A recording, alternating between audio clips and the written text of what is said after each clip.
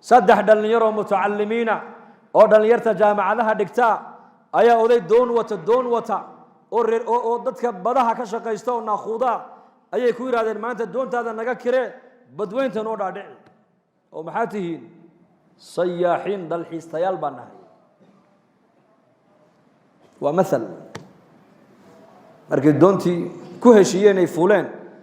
doontu bariga waa tii ku socon jirtay qorigii dabaylaha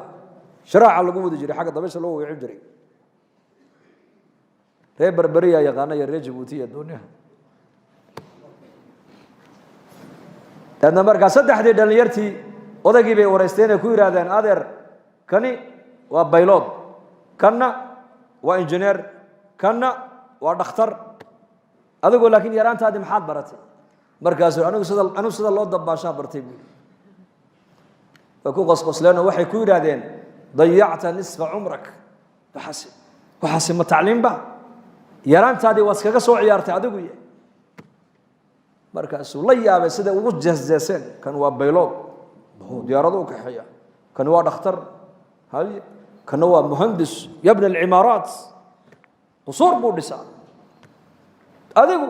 dabaal mashaqa tacliim ba markaas uu yar jarrabay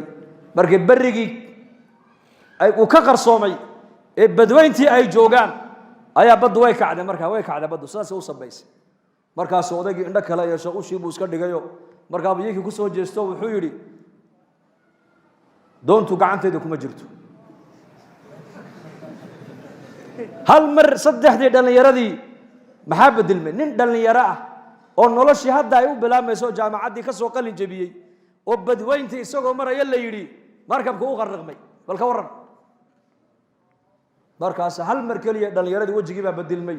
ilintii baa ka daadatay way qayliyeen markaas uu ku yiri markaan nigu yiri yaraantaydii dabaasha ayaan bartay haddaad igu tiraadeen cimrigaagii yaraanta waad soo dayacday anna waxaan ilaahay maanta cimrigiinii baad dayacdeene adigana beeloodnimada ku bax adna injineernimada ha ku badbaadiso adna dhakhtarnimada ku badbaad anoo dabaashaydii baan bilaabayaa buu yiri waa misaal yani haddaad u arkaysid nabi maxamed calayhi salaatu wasalaam hadyigiisa iyo ku dayashadiisa aan u arkayna dib u socodnimo inaan dib u noqonayna haddaad u arkaysid maaha waxa xaqiiqadu maanta ay caddaan doonto maalinta aad adduunyada ka intiqaashid ayaa la garan doonaa keebaa dib u socod ahaa keebaa hore u socod ahaa